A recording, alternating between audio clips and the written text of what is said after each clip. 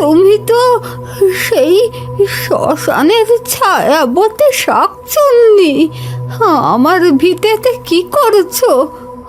আমাকে কি মারতে এসেছো নাকি? দোহাই তোমার, এই বুড়িকে মেরো না। ভয় পাবেন না মা, ভয় পাবেন না। আমি রক্ত খেতে আসিনি, জান নিতেও আসিনি। আজ এক পিশাচি আপনার কাছে ভিক্ষে চাইতে এসেছে। এ কি মানুষের বাচ্চা? কোথা থেকে পেলি একে?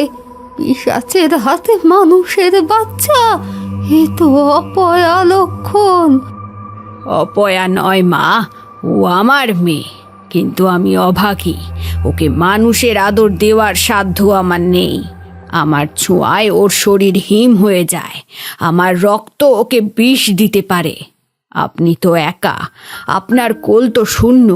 এই খুকিকে আপনি নিজের কাছে রাখুন, একে রোদে জলে মানুষের মতো মানুষ করুন।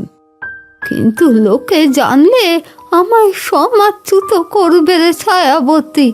শাকচুন্নির পালিত বাচ্চা আমি ঘরে রাখবো কি করে? আর খাবই বা কি? লোকলজ্জার ভয় আপনাকে পেতে হবে না মা। আমি কাল থেকে এই ভিটে পাহারা দেব।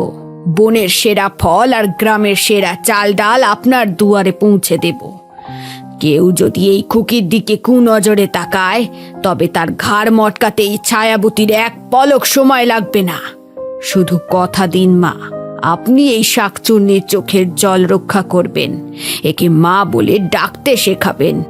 কি মায়া করা মুখ রে মা!